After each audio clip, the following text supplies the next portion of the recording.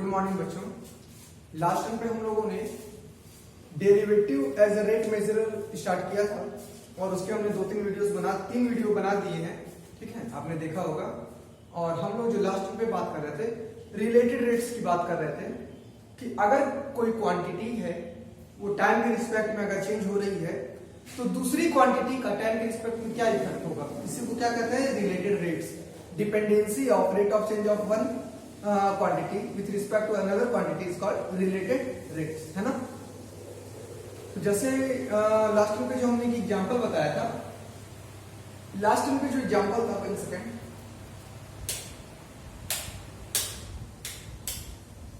Last में का जो एग्जांपल था वो हमने बताया था कि जैसे हम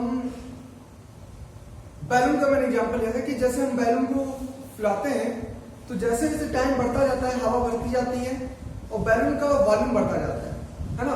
वॉल्यूम बढ़ता है टाइम के रिस्पेक्ट में, जैसे जैसे टाइम बढ़ रहा है वैसे वैसे बैलून का वॉल्यूम भी बढ़ रहा है और वॉल्यूम बढ़ने से बैलून का रेडियस भी बढ़ रहा है, या यूं कहें तो बैलून का रेडियस भी बढ़ रहा है टाइम के साथ साथ और रेडियस के बढ़ने से वॉल्यूम भी बढ़ रहा है। एक आज हम एग्जाम्पल पढ़ेंगे। जैसे मान लीजिए एक शांत पानी है, शांत झील है, पानी शांत है, अगर हम उसमें पत्थर डालते हैं तो उसमें वेव्स बनती है ना, गोल गोल सर्कुलर वेव्स बनती है।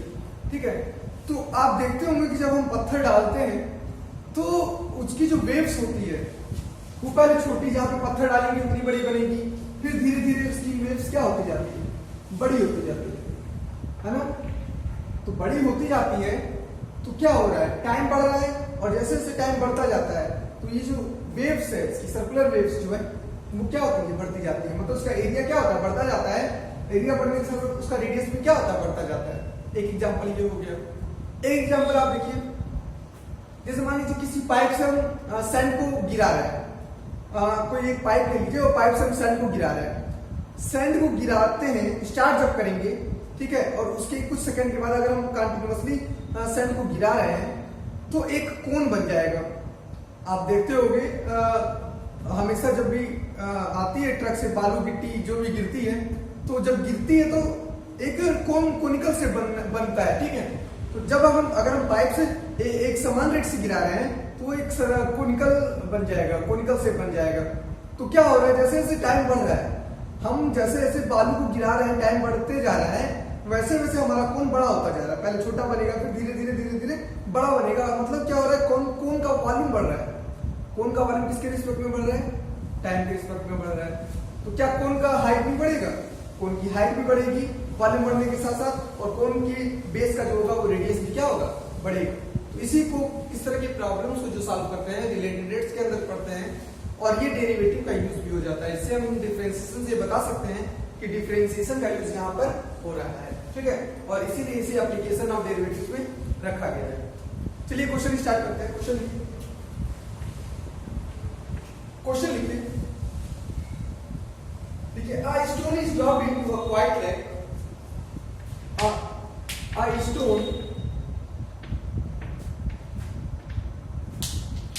A stone is dropped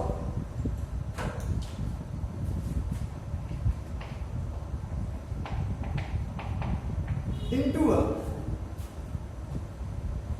quiet lake.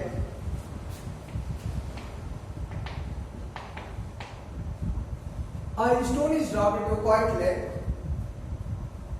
and waves moves in a circle and waves move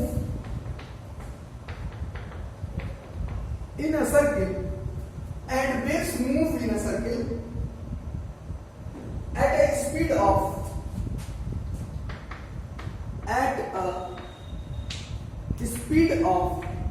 4 centimeter per second. 4 centimeter per second at the instant when the radius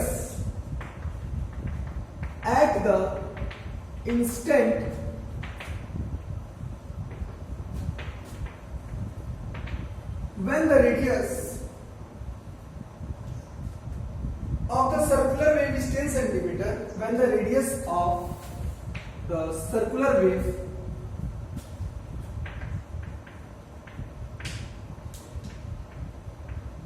is 10 centimeter centimeter, comma, how fast is the enclosed area increasing? How fast is the enclosed area increasing? देखिए question क्या कह रहा है, एक पत्थर को एक शांत झील में डाला जा रहा है और जैसे ही हम पत्थर को डाल रहे हैं उसकी वेव सर्कुलर क्या हो रही है, and in a circle at a speed waves move in a circle. जैसे ही हम एक पत्थर को शांत झील में डाल रहे हैं पानी में, वैसे ही उसकी वेव जो है उस सर्किल में मूव कर रही है, और आप जानते हो करती है सर्किल में मूव कर रही है किस स्पीड से, 4 सेंटीमीटर पर सेकेंड। तो सर्किल में मूव कर रही है at the rate of 4 centimetre पर सेकेंड। ये क्या दिया गया है, स्पीड। किसकी स्पीड, वेव्स के बढ़ने की स्पीड। वेव्स बढ़ना, वेव्स का बढ़ना किस पर डिपेंड कर रहा है, रेडियस पर। भाई पत्थर तो यहां डालोगे आप, पत्थर तो आप यहां डालोगे ना, पत्थर जो यहां डालोगे आप, और जैसे जैसे इसकी वेव्स बड़ी होती जा रही है, वेव्स क्या हो रही है, बड़ी होती जा रही है, मतलब स्पीड उसकी मूव कर रही है। क्या स्पीड मूव कर रही है, रेडियस मूव कर रहा है। ओके, तो रेडियस दिया गया है इसका कि इसकी रेडियस की जो चेंज होने की रेट है वो 4 सेंटीमीटर पर सेकेंड है। स्पीड ऑफ वेव्स आप निकाल लोगे, dr/dt दिया गया है 4 सेंटीमीटर पर सेकेंड। क्लियर, r के बढ़ने की जो रेट है वो 4 सेंटीमीटर पर सेकेंड है। एट द इंस्टेंट, किसी क्षण पर, उस क्षण पर बताइए, when the radius of the circular wave is 10 centimetre, जब इस सर्कुलर वेव का रेडियस 10 सेंटीमीटर हो जाएगा बढ़ करके, तो उस समय बताइए आप कि उसके एरिया में कितनी इंक्रीजिंग होगी, किस रेट से इंक्रीजिंग होगी। ठीक है, तो हमें बताना क्या है, स्पीड ऑफ वेव दिया गया है, circle eight A speed of इतना, स्पीड दिया गया है सर्कुलर वेव की, और बताना है हमें कि इंक्लोज्ड एरिया इंक्रीजिंग, इसका जो एरिया होगा, आप जान रहे हो ना कि जैसे जैसे रेडियस बढ़ रहा है इसका एरिया भी बढ़ रहा है।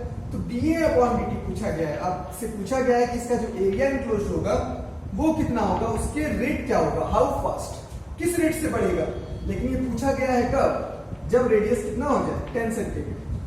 तो रेडियस तो बाद में निकालोगे ना, तो पहले आप क्या लिखोगे इसके सोल्यूशन में, जो दो क्वांटिटी यूज हो रही है, कौन कौन सी, एक रेडियस यूज हो रहा है और एक area.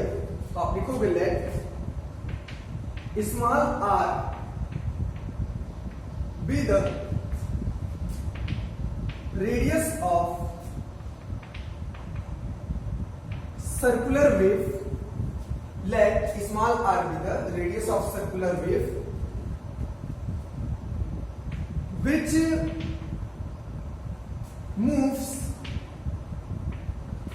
at a speed of 4 centimeter per second, that is dr/dt दिया गया है 4 सेंटीमीटर पर सेकेंड। क्लियर, चलिए, we have to find that enclosed area है ना, let capital A be the area enclosed by wave, let A be the area enclosed by wave। ठीक है, we have to find that हमें क्या find करना है, rate of change of area, how fast the area enclosed, किस प्रकार से area enclosed होगा, व्हेन r = 10 सेंटीमीटर, ये फाइंड करना है। तो नाउ एरिया क्या होता है सर्कुलर वेव का, चूंकि सर्किल है ना, तो πr² हो जाएगा। ठीक है, और आपसे dA/dt पूछा है, तो डिफरेंशिएट कर दीजिए it with respect to time we get. तो जैसे आप टी के रिस्पेक्ट में डिफरेंशिएट कर दोगे आप, तो आपको क्या मिल जाएगा, आपको मिल जाएगा dA/dt इज इक्वल टू, इसका डिफरेंशिएशन करोगे टी के रिस्पेक्ट में, तो पाई तो कांस्टेंट है, पाई बाहर आ जाएगा, r² का डिफरेंशिएशन करना पड़ेगा टाइम के रिस्पेक्ट में, क्योंकि रेडियस तो बढ़ रहा है ना, रेडियस और एरिया टाइम के रिस्पेक्ट में बढ़ रहे हैं या घट रहे हैं, तो यहाँ पे बढ़ रहे हैं, मतलब टाइम के रिस्पेक्ट में डिपेंड है, तो आप इसको कांस्टेंट नहीं ले सकते, तो इसका डिफरेंशिएशन करना पड़ेगा, डिफरेंशिएशन ऑफ r²। क्लियर? तो यहां से आर स्क्वायर का डिफरेंशिएशन करोगे टी के रिस्पेक्ट में, तो इसको टी मान के करोगे तो 2r आ जाएगा, तो 2πr हो गया। लेकिन फिर r का डिफरेंशिएशन करना पड़ेगा आपको, तो dr/dt करना पड़ेगा आपको। dr/dt की वैल्यू कितनी है? 4 है, 4 सेंटीमीटर पर सेकंड है, मतलब 4 है dr/dt की वैल्यू। तो आप यहाँ पे रख दोगे तो ये आपको मिल जाएगा 2πr इंटू 4, क्या हो जाएगा 8πr, क्या हो जाएगा 8πr। और यूनिट क्या हो जाएगी? एरिया की यूनिट क्या होती है? मीटर एंड यूनिट स्क्वायर, तो सेंटीमीटर में है तो सेंटीमीटर स्क्वायर, और टाइम के रिस्पेक्ट में है तो पर सेकंड। आपका आंसर क्या आ गया? 8πr सेंटीमीटर स्क्वायर पर सेकंड। दिख रहा है ना मतलब?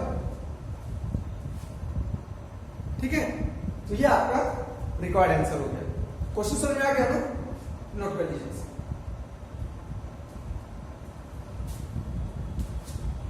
अगला जो क्वेश्चन होगा हमारा, उसको ध्यान से समझिएगा, बड़ा इंपॉर्टेंट क्वेश्चन है अगला।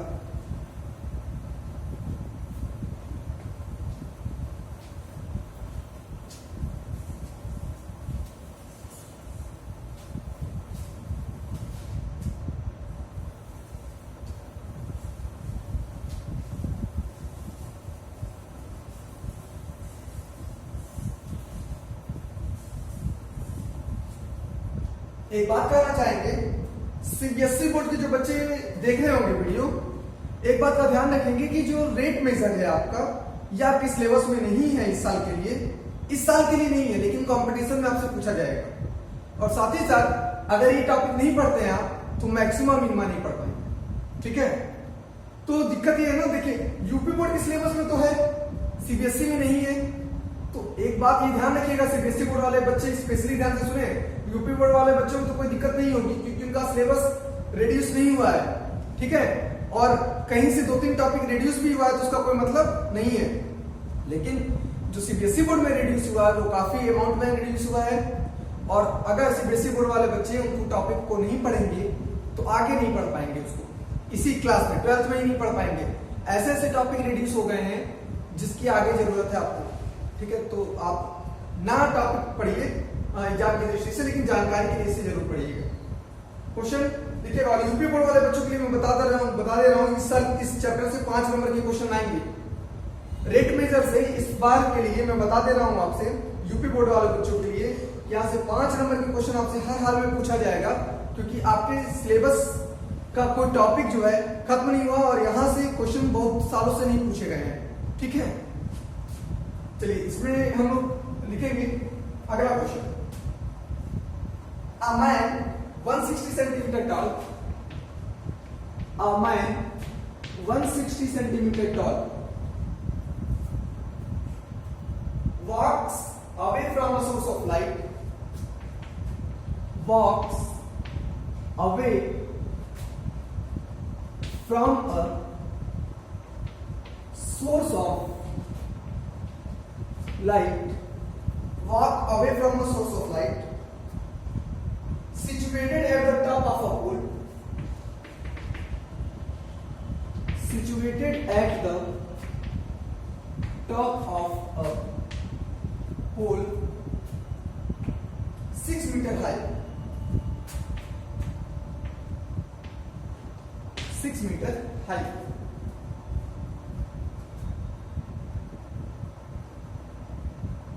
At the rate of 1.1 meter per second. At the rate of 1.1 meter per second. How fast is the length of his shadow? How fast is the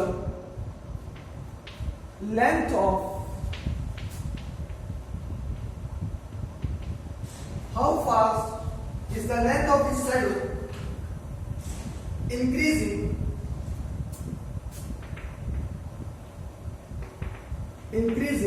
when he is 1 meter away from the pole. When he is 1 meter away from the pole.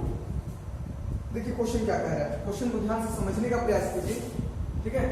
देखिए समझ करके आप लगाओगे ना तो question बहुत आसानी से लग जाएगा, और देख करके लगाओगे और बार बार हर क्वेश्चन को आपको अगर देखना पड़ जाएगा तो इसका मतलब ये हुआ कि आप समझे नहीं हो। क्वेश्चन को क्या कहना चाह रहा है, क्वेश्चन कह रहा है कि एक आदमी जो कि 160 metre 160 centimetre, sorry 160 centimetre not metre, मतलब सतयुग में पहुंच जाएंगे हम लोग। एक आदमी जो है वो 160 सेंटीमीटर टॉल है, ठीक है।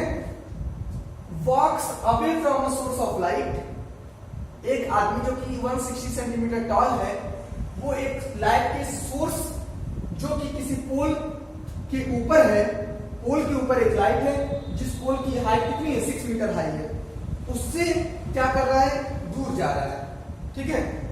तो ध्यान से सुनिएगा, एक आदमी है, एक ही आदमी है, ठीक है, जो जिसकी हाइट कितनी है 1.6 मीटर, जिसकी हाइट कितनी है 1.6 मीटर, ठीक। ये walks away from a source of light, ये एक सोर्स ऑफ लाइट जो है उससे अवे मतलब उस साइड जा रहा है, ठीक। और सोर्स ऑफ लाइट कहां पर है, लाइट का जो सोर्स है वो पोल के टॉप पर है जिस पोल की हाइट 6 मीटर है। ये पोल है जिसकी हाइट 6 मीटर है और इसके टॉप पर एक लाइट है, पोल पर लाइट है। इससे एक आदमी जिसकी हाइट 1.6 मीटर है या यूं कहें तो 160 सेंटीमीटर है, ये इस पोल से दूर जा रहा है। तो बताना है कि किस रेट से दूर जा रहा है, दूर जाने का जो रेट दिया वो भी दीजिए। तो जो इसकी दूर जाने का रेट है वो 1.1 मीटर दूर जा रहा है 1 सेकेंड में। मतलब अगर इसकी डिस्टेंस कुछ ले ली जाए तो उसके चेंज होने की जो रेट है, उसके दूर जाने की जो रेट है वो 1.1 मीटर पर सेकेंड है, ठीक है। तो ध्यान से देखिएगा, मान ले रहे हैं AB सोर्स ऑफ लाइट है और CD जो है, अच्छा एक बात बताओ, सोर्स ऑफ लाइट और मैन दोनों ही सड़क पर ही होंगे, बेस सेम होगा ना, ठीक है। तो ये मान ले रहे हैं जो आदमी की हाइट है वो CD है। ये आदमी पहले यहां रहा होगा, फिर यहां रहा होगा, फिर यहां रहा होगा, जैसे जैसे टाइम बढ़ रहा है वैसे वैसे ये दूर जा रहा है। ये लिखा है कि ये आदमी इस सोर्स ऑफ लाइट जो कि पोल पर है उससे दूर जा रहा है। यहां तो हमेशा है नहीं, पहले यहां रहा होगा, फिर यहां रहा होगा, फिर आगे भी जाएगा। तो इसकी जो दूर जाने की रेट है, तो दूर जाने की रेट मतलब डिस्टेंस का जो चेंज होने का रेट कह रहा है कि किस रेट से दूर जा रहा है, 1.1 मीटर दूर चला जाएगा 1 सेकेंड में। तो इसकी जो दूर जाने की रेट, मान ले रहे किसी समय पर इसकी जो डिस्टेंस है वो x है, यहां पर x रही होगी, कुछ रही होगी, तो इसका जो रेट ऑफ चेंज है dx/dt, मतलब इसके दूर जाने का जो रेट है टाइम के रिस्पेक्ट में वो 1.1 मीटर पर सेकेंड है। तो मान ले रहे हैं कि जो किसी समय पर पोल से जो आदमी की डिस्टेंस है वो x है और उसका जो चेंज होने का रेट है वो दिया गया 1.1 मीटर पर सेकेंड। तो कहा जा रहा है कि how fast is the length of his shadow increasing, जैसे जैसे ये आदमी दूर जा रहा है वैसे वैसे इसका शैडो इंक्रीज होगा और उसके इंक्रीज होने की रेट क्या होगी, ठीक है। जब वह 1 मीटर दूर चला जाए पोल से, कैसे समझिए मेरी बात, अगर मैं यहां खड़ा हूं तो मेरा शैडो अगर इस साइड बन रहा है तो आप बताएं लाइट किस साइड होगी, मेरे सामने या मेरे पीछे, मेरे पीछे रही होगी। अगर मैं यहां पर खड़ा हूं, ठीक है, और मेरा शैडो आगे बन रहा है तो लाइट जो रही होगी वो पीछे रही होगी, ठीक है। तो आपको ये पता है कि अगर सोर्स ऑफ लाइट जितनी पास होती है शैडो उतना छोटा बनता है। आप देखे होंगे मॉर्निंग में और इवनिंग में सन दूर होता है हमसे और उसका शैडो उस समय, हमारा शैडो जो होता है उस समय आप देखते होंगे कि लंबा बनता है। लेकिन जैसे ही दोपहर होती है वैसे जैसे सन ऊपर आने लगता है, हमारे नजदीक आने लगता है, वैसे शैडो जो होता है वो छोटा बनता है।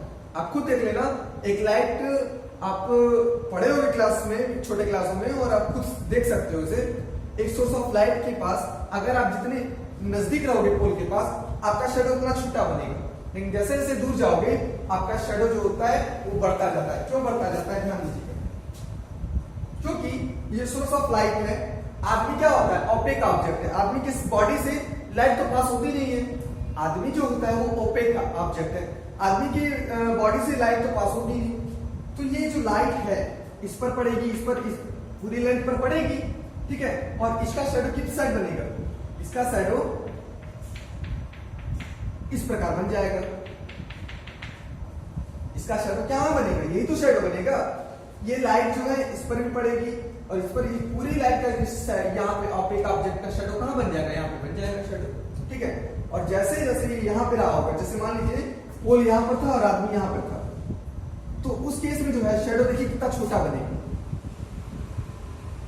उस केस में ये शैडो बनेगा ना, ये चीज। लेकिन जैसे जैसे आदमी दूर चला जाएगा, जैसे आदमी यहां पर पहुंच जाएगा, ध्यान दीजिएगा, अगर पोल यहां पर है और आदमी यहां पर है, उसका शैडो और लंबा बन जाएगा। ठीक है, दूर है ना, इसका शैडो और लंबा जाएगा। तो इस प्रकार से जैसे जैसे आदमी की हाइट, जैसे जैसे आदमी सोर्स ऑफ लाइट से दूर जाता जाएगा, उसकी शैडो क्या होती जाएगी, बढ़ती जाएगी। तो मान ले रहे हैं कि ये ई जो है सी से ई तक, वो शैडो के इंक्रीज होने की रेट है, शैडो भी तो बढ़ रहा है। ठीक है, तो मान ले रहे हैं कि किसी समय पर, जिस समय पर इस आदमी की, इस मैन की पोल से डिस्टेंस x थी, उस समय पर इसकी जो शैडो की लेंथ थी वो y थी। क्लियर? तो ये आप ले लोगे x और ये ले लोगे y। किसी समय पर इसकी जो डिस्टेंस थी वो x थी और इसका जो शैडो बन रहा था वो y लेंथ का बन रहा था। ठीक है, मीटर में सारी चीजों को मेजर करेंगे। किसी समय पर इसकी जो डिस्टेंस थी पोल से वो x मीटर थी, तो उस केस में इसकी जो शैडो थी वो y मीटर थी। जैसे जैसे इसका डिस्टेंस बढ़ रहा है पोल से, मतलब dx/dt की जो बढ़ने की रेट है वो 1.1 मीटर पर सेकेंड है, वैसे वैसे इसका शैडो भी बढ़ेगा और शैडो की जो बढ़ने की रेट होगी वो क्या होगी, वो आपको बताना है। ठीक है, मतलब dy/dt आपसे पूछ रहा है। कब?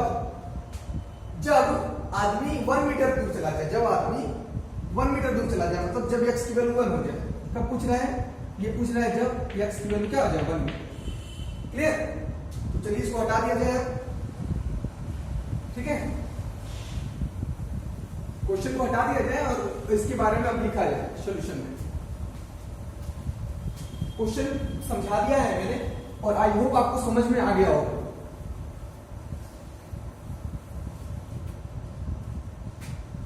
चलिए, आदमी की जो हाइट है वो 1.6 मीटर है। लिख लेते हैं late AB be the height of pole and CD be the height of man। ठीक है, एट एनी इंस्टेंट, किसी क्षण पर या किसी समय पर, distance of man from pole BEB x metre and corresponding length of his shadow is y metre. ठीक है, क्या लिखा? हमने लिखा है AB जो है वो हाइट ऑफ पोल है और CD जो है वो हाइट ऑफ मैन है। एट एनी इंस्टेंट, किसी समय पर आदमी की जो डिस्टेंस है पोल से वो x मीटर है और उसके करस्पॉन्डिंग जो शैडो की लेंथ है वो y मीटर है। ठीक है, तो गिवन है क्या, देखिए हमसे तो अकॉर्डिंग टू क्वेश्चन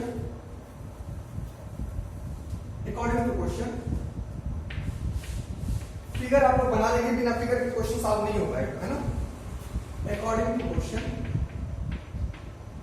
क्वेश्चन के अकॉर्डिंग गिवन क्या है, dx/dt जो दिया गया वो 1.1 मीटर पर सेकेंड है and we have to find that, हमें क्या फाइंड करना है, शेडो के इंक्रीज होने की लेंथ, मतलब dy अपॉन dt फाइंड करना है व्हेन जब आदमी 1 मीटर दूर चला जाए पोल से। तो आदमी जब 1 मीटर दूर जाएगा तो x की वैल्यू क्या होगी, 1 होगी। When x is equal to 1, ये आपको सॉल्व करना है, ठीक है। तो देखिए इस तरह के क्वेश्चंस में होता क्या है, सबसे पहले ये कि किसमें रेट ऑफ चेंज दिया गया है। दो चीजें ध्यान रखना बहुत जरूरी है। सबसे पहली बात ये कि किसमें रेट ऑफ चेंज दिया गया है, x में, और किसमें रेट ऑफ चेंज निकालना है, y। तो सबसे पहली बात ये होती है कि किस पर कौन डिपेंड कर रहा है। तो शैडो डिपेंड कर रहा है आदमी पर, आदमी की डिस्टेंस पर। मतलब dx अपॉन dt दिया गया है और dy अपॉन dt चाहिए, तो x और y में हमें रिलेशन चाहिए होगा, तभी आप उसको डिफरेंशिएट कर पाओगे। सबसे पहला काम ही यही होता है कि आपको जो रेट दिया गया है वो और जिसका रेट निकालना है वो, उसकी क्वांटिटी में आपस में रिलेशन क्या होगा। तो सबसे पहले इस फिगर से आप x और y में रिलेशन बताइए कैसे निकालेंगे। x और y में क्या निकालना है, रिलेशन निकालना है। तो निकाल दीजिए, बहुत सिंपल है। इन सिमिलर ट्रायंगल, कौन कौन से, ABE, in similar triangle ABE and CDE, बताएं। ट्रायंगल ABE पूरा बड़ा ट्रायंगल और ट्रायंगल CDE सिमिलर है कि नहीं, सिमिलर है। तो थ्योरम्स आप जानते हैं कि दो सिमिलर ट्रायंगल होते हैं तो उनके करस्पॉन्डिंग हाइट का रेशियो, उनके करस्पॉन्डिंग बेस के रेशियो के और उनके करस्पॉन्डिंग हाइपोटेन्यूज के रेशियो क्या होता है, इक्वल होता है।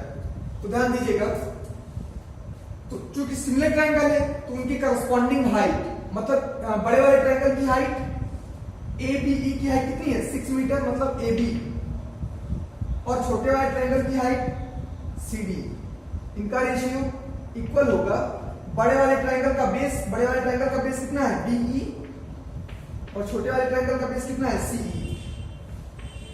ये पढ़े हो ना, हमें और भी इक्वल होगा, और वो भी इक्वल होगा बड़े वाले ट्रायंगल का हाइपोटेन्यूज अपॉन छोटे वाले ट्रायंगल के हाइपोटेन्यूज के। तो हमें जिसकी जरूरत है बस उतने से काम निकल जाएगा, इतने से हमारा काम हो जाएगा। देखो कैसे, AB की हाइट है कितनी, 6 मीटर, CD की हाइट कितनी है, 160, नहीं, मीटर में आपको मेजर करना है सर, एक ही यूनिट में मेजर करना है, ये हो जाएगा 1.6। इस बात का ध्यान रखना है। बहुत सारे बच्चे यही काम करते हैं कि वो मेजर करते हैं अलग अलग यूनिटों में, तो दिक्कत आती है। 6 मीटर तो 1.6 मीटर। BE कितना है, B से E तक की लेंथ x प्लस y है, और C से E तक की लेंथ कितनी है, सिर्फ y है। तो उसको सॉल्व कर लीजिएगा आप, तो क्या आ जाएगा, 6y is equal to 1.6x plus 1.6y, ठीक है। 1.6y इधर ले आओगे तो क्या मिल जाएगा, 4.4y is equal to 1.6x, ठीक है। डिफरेंशिएट कर दीजिए आप, या फिर आप सीधे सीधे y को लिख सकते हैं, y is equal to 16/44x, है ना, 4 से कट कर दीजिए तो क्या आ जाएगा, 4 4 जा, और यहाँ 4/11, 4/11x। क्लियर। हमको क्या चाहिए था, dy by dt चाहिए जब x की वैल्यू 1 हो जाए। तो हटा दिया जाए, फिगर को हटा दे रहा हूं, ठीक है।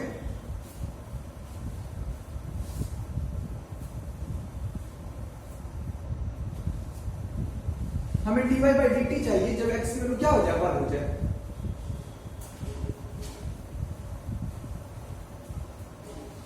चलिए निकाल लीजिए, डिफरेंशिएट कर दीजिए।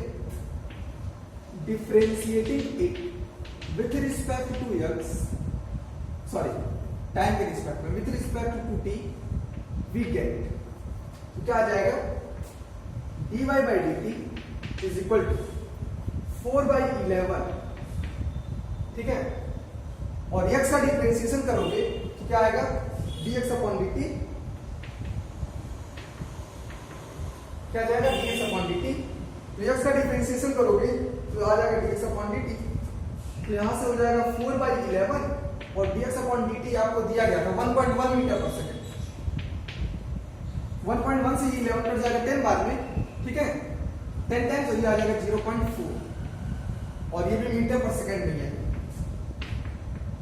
ठीक है। तो dy अपॉन dt 0.4 आ गया, लेकिन बोला गया था कि आप dy बाई dt निकालिए, शेडो के इंक्रीज होने की लेंथ तो निकालिए, लेकिन कब? जब x की वैल्यू क्या हो जाए 1 मीटर अवे हो जाए, ठीक है। तो चूंकि ये x पर आप डिपेंड नहीं कर रहा है तो ये आ जाएगा 0.4 मीटर पर सेकंड, ठीक है।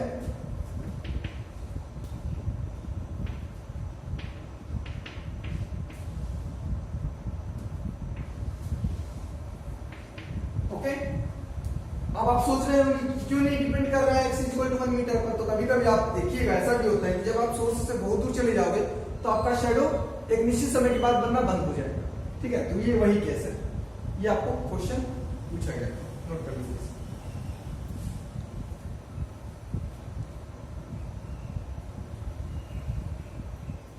ठीक है, आज मैंने 2 क्वेश्चन बताया है और ये 2 क्वेश्चन बड़े इंपॉर्टेंट है, ठीक है।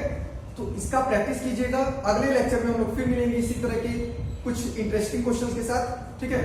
तब तक के लिए टेक केयर।